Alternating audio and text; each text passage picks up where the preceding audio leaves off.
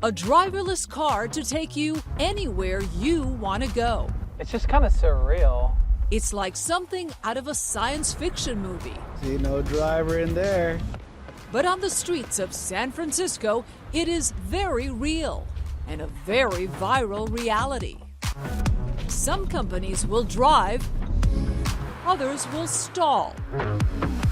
How did we get here? Where will the autonomous vehicle industry go? We found out as we explore a driverless tomorrow. So how does technology take the operator out of heavy equipment? Automation, machines, cutting, sorting, bagging. Automation has been streamlining work in factories for decades, increasing productivity, but also replacing human workers with robots. Now automation is going mobile with autonomous vehicles. No longer stationary, these moving robots are doing work in rural farms and urban streets. Across automotive, farming and mining and construction, the autonomous age is here. The machines aren't coming, they're already here, and in places you least expect them. It's the turtle in the can, not the tuna in the can. Anthony Lewandowski is one of the godfathers of autonomous vehicles. He built the first self-driving car to travel on city streets and pioneered Google's self-driving car program. Now you can find him off the beaten path. We caught up with him in the hills between the Napa and Sonoma wine-growing valleys at the Bodine Mark West quarry. This is pretty impressive. So all the material that they make here is what goes in pavement and asphalt. Gravel and crushed stone used to pave roads. There's a lot of equipment on site here. So we have the customer trucks that we're seeing here, pick up the material to take it to the end site, and these are highway trucks. It's a synchronized operation. Trucks coming and going. You get the two trucks passing each other there, so now we have a new load coming in. But not all of them have drivers. Human drivers, that is. So what's happening here, the truck is backing up and it's pulling up to the hopper bin. You can see it's autonomous because the blue light is flashing. This hauler is being driven by a computer. There is no human being There's inside. nobody inside the truck. An autonomous driver developed by Lewandowski's company, Pronto. So this is all the material that came off the mountain. And as it raises, it comes in and fills in the hopper. I'm impressed by the precision. So we don't make the truck itself, we just apply the technology. And we think that all the mining trucks in the world should be autonomous because they're in a dangerous environment. Mining is one of the most dangerous jobs in the world. Nearly a tenth of all work-related deaths are in the mining industry. It was almost like a tornado. Some are catastrophic, like the coal dust explosion in 2010 that killed 29 of the 31 miners working 80 stories underground in Montcole, West Virginia. But these incidents are rare. More often, it's a smaller accident. A worker struck or crushed by equipment or a truck. Many times on surface mines like quarries. From up high, operators can see to the far horizon, but they are blind to objects that are close by, including what's right in front of them. This Department of Labor video shows the dangers of working around large vehicles. It was one of several videos the department shared in 2021 after a particularly deadly stretch. 5 workers died in an 8-day period at different mine accidents from West Virginia to Montana. Several of the deaths were caused by what's called powered haulage, heavy machinery like trucks and conveyors. Unlike the fatalities that happen on the roads, which are numerous, mining is a whole different thing. A lot of the same problems happen. The drivers get distracted, the machine has a problem, or other specific mining problems like the road fell out and the truck fell into the giant hole and people get injured. The reason why we're able to make it safer is because we actually don't have an operator involved, and so there's no way to be injured because there's no person to be there to be injured. There's thousands of mine sites in the US. They're dangerous places to work and they're harsh environments, and so we thought that that's actually a great place to apply the technology that works today.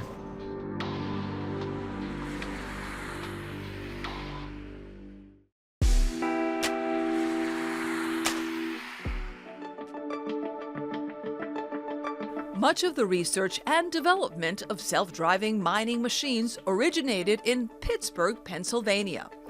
The Steel City, known for its coal mine and industrial origins, has now become a leading hub for robotics. Much of that can be attributed to Carnegie Mellon University and its longtime robotics research professor. My entire life is robots, robots, and robots.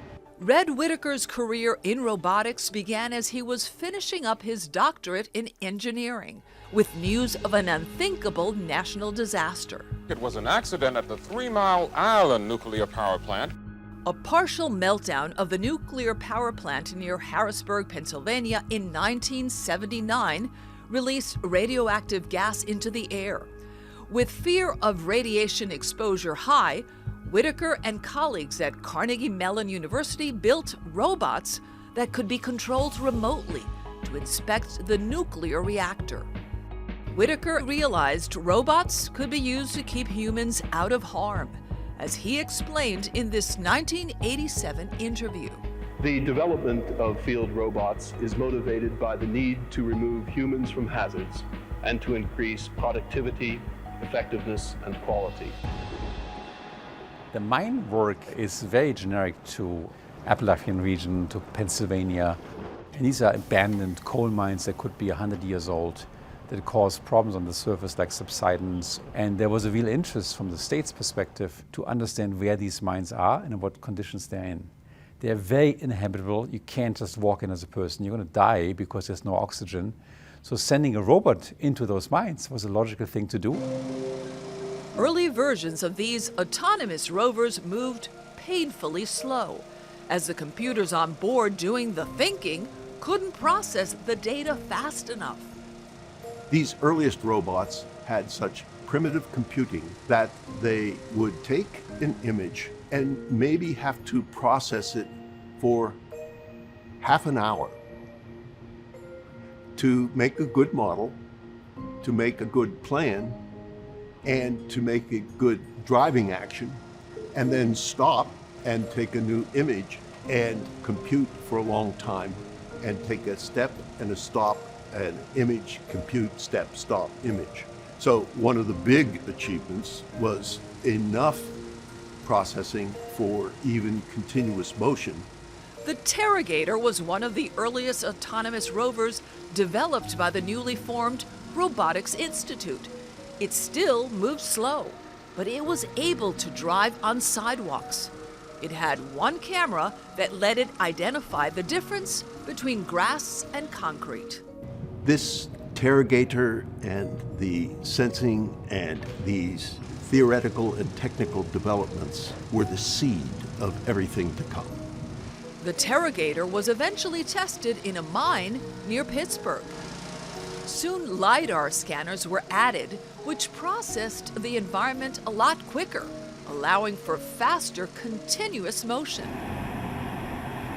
Well, they want to do some autonomous operation? Yeah.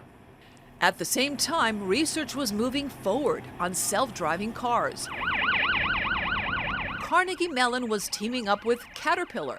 The company sponsored the Carnegie Mellon team during the DARPA Challenges, a Department of Defense competition that started in 2004 to create an autonomous vehicle that could drive in the desert.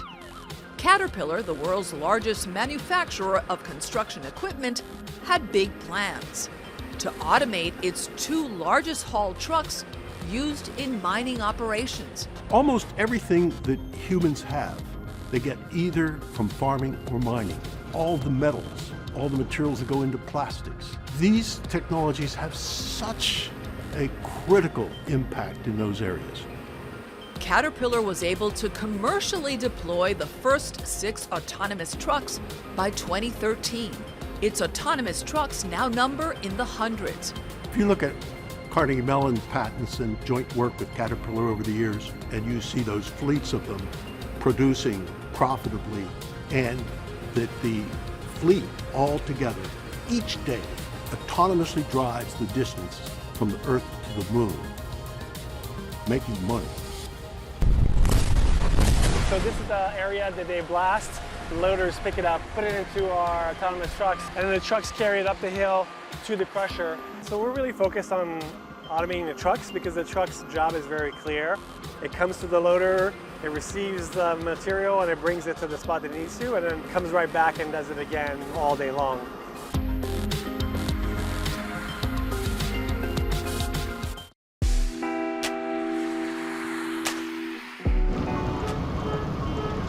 So you can assure me that that autonomous truck is completely safe in case a human accidentally crosses in front of it. Correct, yeah. So we're coming up here, and then the vehicle will detect us and then stop. See, there you go.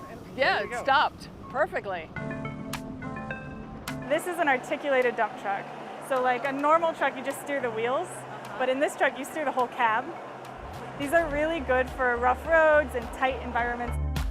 Catherine Culkin is Pronto's Chief Technology Officer. She showed us how this enormous self-driving truck avoids obstacles in the quarry. We've got signal lights, so these tell people what the truck is able to do. The amber light means that the parking brake is set, and the green light means that it's manual. You'll see when it's driving, the blue light will show that it's engaged and it's in autonomous mode. Pronto's self-driving kits do not include LiDAR sensors, which can measure distances using reflected light. Instead, they rely on global satellite navigation and positioning, and computer vision. We have a front and a rear camera on this truck, so you can see in the windshield behind the wipers, there's a little camera mount there.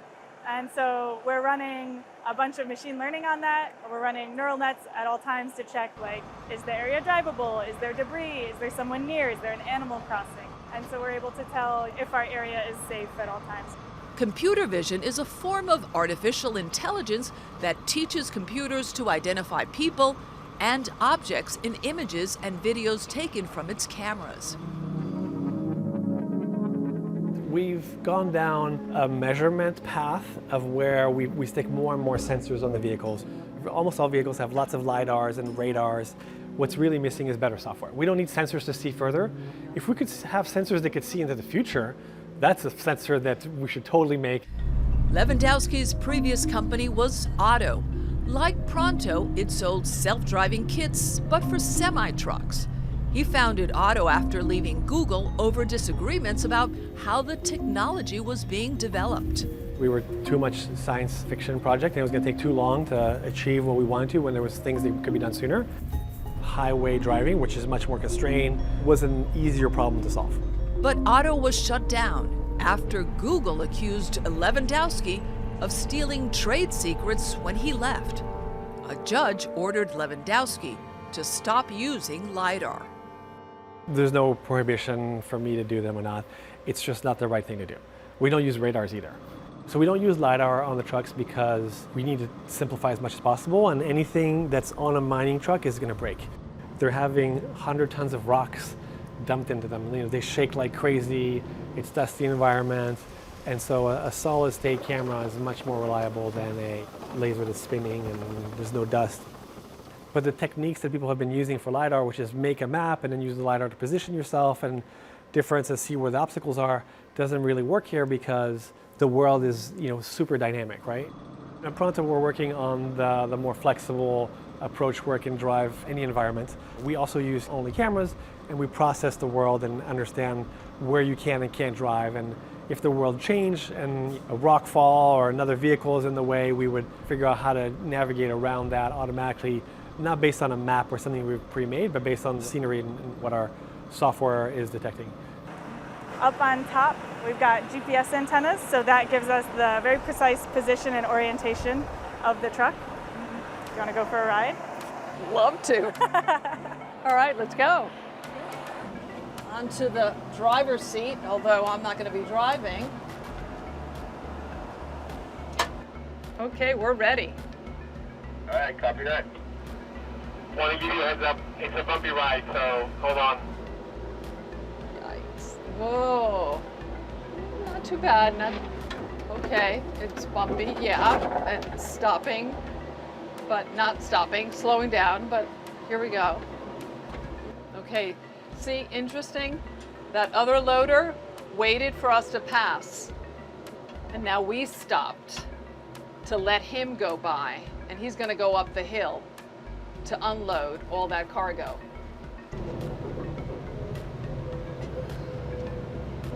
Oh, no, now we're waiting. This is interesting. So now we're waiting for the other truck, the other autonomous truck, to receive its load.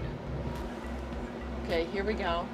So right there, see that pile right there? That pile is going to be loaded onto this autonomous truck.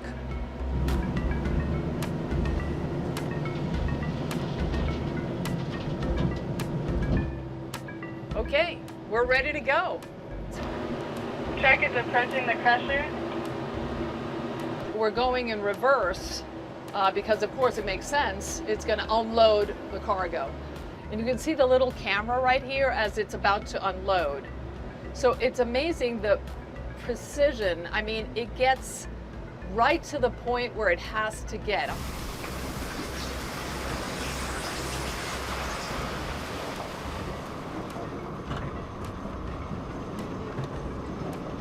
Potentially, this could all be autonomous one day. A load operator can work 8 hours, and then after that they go overtime, and at some point it becomes double time. And they have to take breaks too. And then the machine, it never goes home. It will be able to work 24/7. Pronto operates in other places, including Brazil and Alaska, remote areas where there is a shortage of workers. Most of these have been deployed in places like Western Australia, where there's very few people and lots of mining demand. So you're flying in your workers to go drive a truck, and they're expensive. In a site like this, you could do after hours or do things off peak hours or at nighttime that could incorporate autonomous vehicles. That's the efficiency piece. Yes. These pieces of equipment are very expensive, and to keep that thing moving is key or vital to the return on the investment. The challenges in running a business are many, and getting workers is going to become more of a challenge, I'm sure. Can you envision this eventually being completely autonomous? Technology is going to definitely play a role and continue to play a role in what we do and how we do it. I don't think the autonomous vehicles are going to take jobs away, but they're going to help our team be more productive, and I do see it as a support role. Yeah, because as you mentioned before, there will be a labor shortage. There already is. Right now, there's specific hours that you're allowed to work and shifts, and if you have somebody operating your excavator, but you don't have your truck drivers there, then you can't make materials that day. So every single piece needs to work there, and by automating the trucks, you're able to have the drivers built into the technology, and so they're always there, they never leave, they don't even get sick, and they work really hard. So this could run 24/7. Potentially. They need a break to refuel and check the truck and stuff like that, but it's pretty close. It's pretty close, yeah.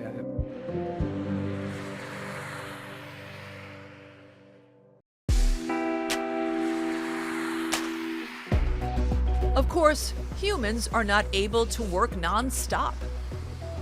The industry has shown that you get 30% more production by bringing automation in onto the vehicle. So if you think about that, that's 30% more material you're able to produce for the same amount of hours on the truck and the same amount of fuel use.